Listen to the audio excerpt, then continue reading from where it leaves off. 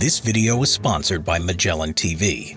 Check out their documentary streaming service to learn even more about history from all over the globe. We highly recommend you watch Total War 1943-1944 to witness the disintegration of the Third Reich as encapsulated in Joseph Goebbels' notorious Total War speech, and view a gritty recounting of the German people's crumbling faith in the final days of the Nazi regime. Magellan TV has the most varied content on history available, from ancient civilizations to modern times, and from in-depth biographies to sweeping war stories. You can also dive into their other extensive genres, such as science, true crime, travel, and more. With over 3,000 documentaries, movies, and series, with some available at 4K high def, they have the largest collection out there, and their weekly content drops ensure you'll never run out of things to watch. Simple History viewers can get 30% off an annual membership and a 2-week free trial to be sure you love it first. This is also available to returning members, so if you've let your membership lapse, you can still claim this offer. Click on the link in the description to try Magellan TV now. You'll be glad you did.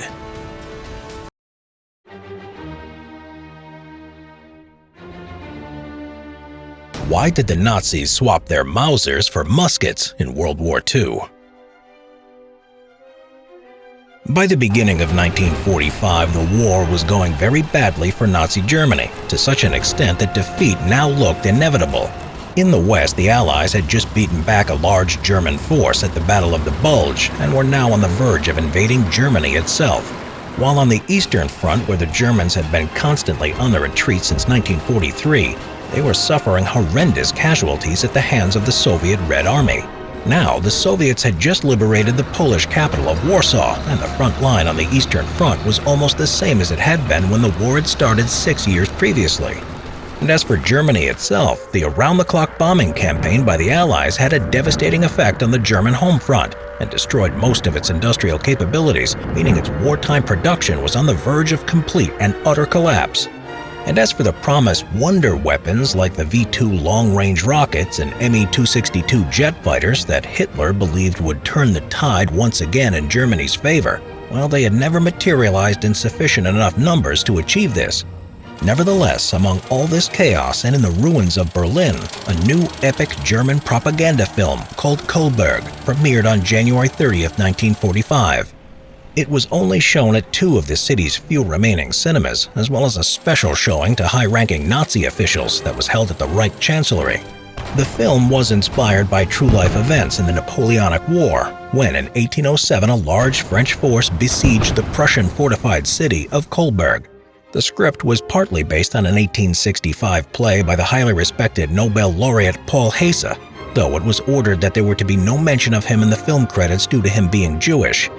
The production of this film had started back in the autumn of 1943 when it was decided by the Nazi propaganda minister Joseph Goebbels that Germany needed an inspirational historical drama, something along the lines of the American film Gone with the Wind. His aim was to motivate the German civilians to make sacrifices, including, if need be, their lives in the defense of the Third Reich.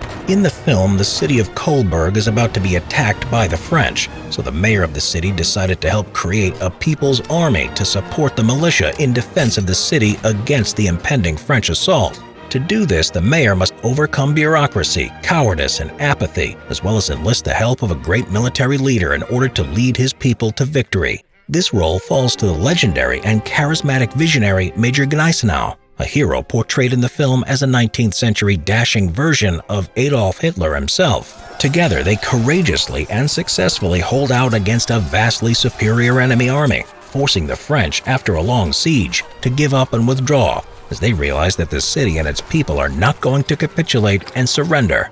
The film advocates that if the German people have the conviction and the willpower to endure hardships, as well as having unwavering faith in their leader, that victory is always assured, no matter what the odds are. The film was a colossal undertaking and carried out on a truly grand scale. It said as much as 187,000 soldiers, 6,000 sailors, and 4,000 horses were used in the production, at a time when men and resources were badly needed on the front line. It was more likely to have been about 5,000 extras from the military and hundreds of paid civilians. Whatever the true facts are, Kohlberg did end up being by far the most expensive German film of the Second World War. It's estimated to have cost nearly 8 million Reichsmarks, which in today's value is around $192 million. To put this into perspective, this is over 3 times the budget of Steven Spielberg's Jurassic Park once you've adjusted for inflation. All of this at a time when war-ravaged Germany was on the brink of total collapse and possible starvation. The major point where the film deviates from true historical fact is the depiction of the events at the end of the film. It was not a glorious Prussian victory in reality at all. The siege actually only ended when the Prussians signed a humiliating peace treaty with Napoleon that heavily favored the French. In reality, the city was nearly destroyed, with half of its buildings being either badly damaged or totally wrecked. For right at the end of the siege, the French bombarded the city with over 6,000 cannonballs in just a 24-hour period. As for the film itself, it would never get a general public release, but oddly, a copy of the movie was parachuted in for the besieged German garrison at the French city of La Rochelle in southwest France to watch at the local theater there. The film was such a morale booster that the garrison defiantly held out for 8 months, despite being totally surrounded by the Allies. The soldiers there only surrendered on May 7, 1945, when they were ordered to do so, as the German High Command had agreed to the unconditional surrender of all German forces on that day, therefore ending the war in Europe. Most of the cast survived the war, having been exempt from any kind of military service due to their work in the film industry. But there were some notable exceptions. The actor who played the mayor in the film, Heinrich George, was a popular and respected actor who had fallen out of favor with the Nazi regime due to his communist beliefs, though this film seemed to have rehabilitated him in the eyes of the authorities. Ironically, after the war, he was tried by the Soviets and convicted as a Nazi sympathizer and died of starvation in a gulag in 1946. He was 52 years old and the veteran of nearly 80 films. As well as this, there was also the acclaimed actor Werner Schaff, whose role in the film is an Italian general who was an ally of Napoleon and whose character was killed during the siege. Ironically, just a few months later, right at the end of World War II on April 30, 1945, the day Hitler committed suicide, Schaff was killed in unknown circumstances during the Battle of Berlin. Then there was the female lead of the film, veteran actress Beate Soderbaum. While she was never convicted of any war crimes, her popularity suffered due to her association with a number of Nazi propaganda films, as well as her belief that the Jewish people were polluting German society.